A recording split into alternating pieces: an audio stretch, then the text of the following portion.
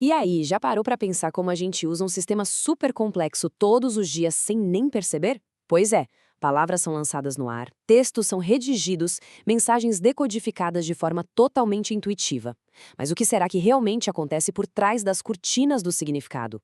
Como é que uma simples combinação de letras consegue carregar o peso de uma emoção profunda, de uma ordem clara ou até de uma piada sutil?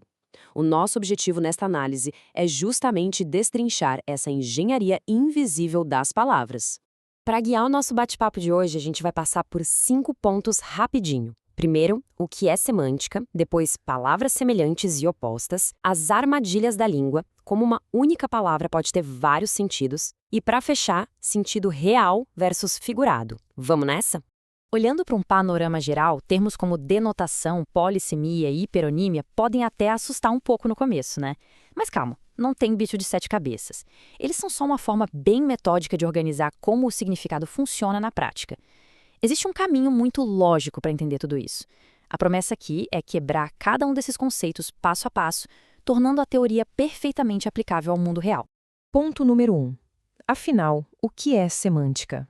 Indo direto ao ponto, a semântica é, na sua essência, aquele ramo da linguística totalmente dedicado a estudar o significado das palavras.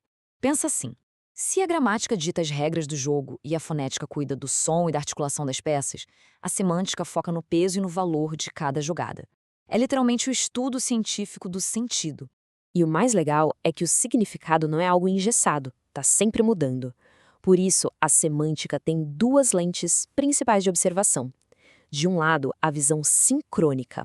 É como tirar uma foto do hoje, analisando o significado de uma palavra agora, neste exato momento.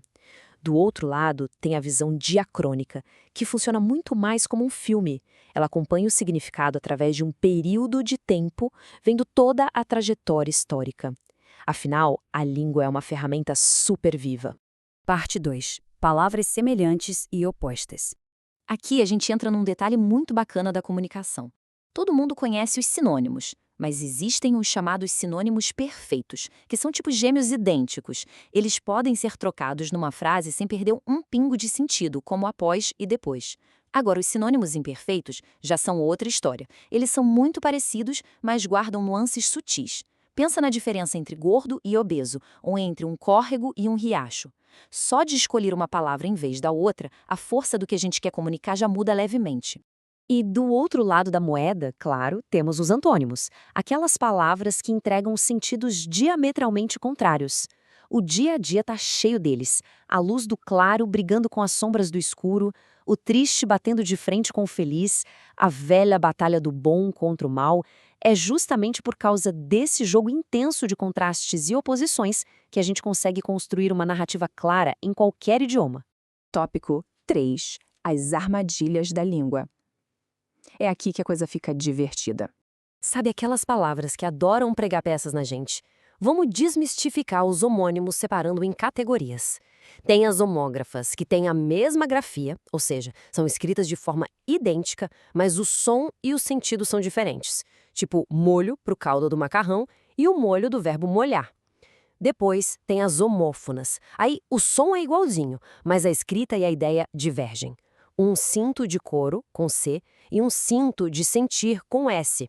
Por último, os homônimos perfeitos, que são um copia e cola na escrita e na fala, mas com significados lá em cantos opostos, como rio, curso de água doce, e rio, do verbo rir.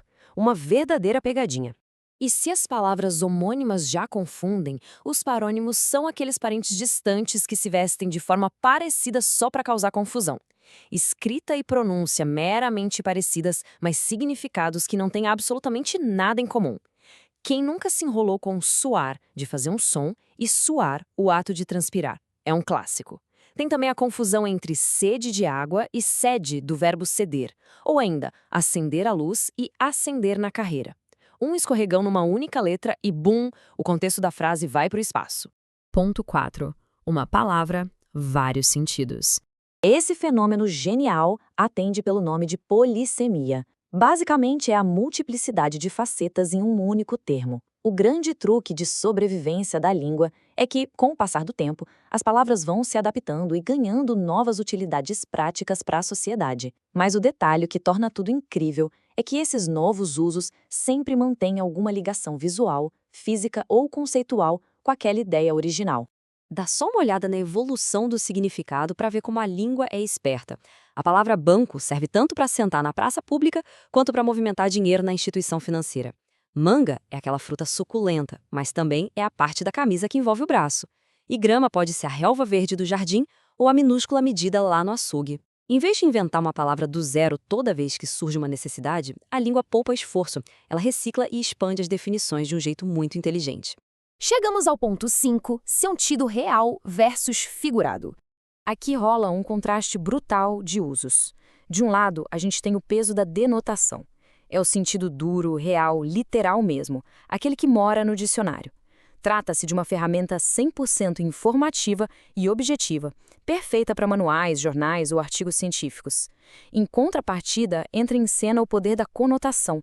Aí a coisa abraça o sentido virtual, incrivelmente figurado e subjetivo. A conotação alarga o campo semântico da palavra e depende totalmente do contexto.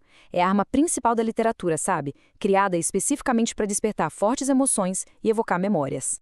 Tem um exemplo maravilhoso que faz todo mundo ter aquele momento eureka. Se a informação chega como, no sítio do meu avô, há um porco, a gente está nadando tranquilo nas águas da denotação. É o animal real da fazenda, mamífero, ponto.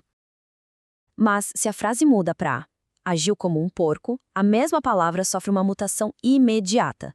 Ela abandona a biologia e passa a descrever um comportamento antiético ou modos grosseiros. Ou seja, nenhum dicionário rígido consegue bater a mágica poderosa do contexto. Para amarrar essa nossa análise pela fantástica mecânica do significado, fica uma provocação obrigatória. Com que frequência o poder silencioso e subjetivo da conotação ou aquelas armadilhas dos parônimos ilusórios mudam de forma totalmente invisível os recados que circulam no nosso dia a dia? Compreender as regras da semântica não é só ter acesso a conceitos de gramática, é adquirir um superpoder para ler as entrelinhas e sacar as verdadeiras intenções por trás de uma mensagem. Fica aqui o convite para que a gente atue como verdadeiros detetives linguísticos nas próximas conversas. Afinal, as palavras são as roupas das ideias. E perceber como essas ideias se vestem, bem, isso muda toda a percepção da realidade. E assim a gente fecha mais um estudo com a certeza de que a curiosidade de decifrar a comunicação humana é algo que nunca se esgota.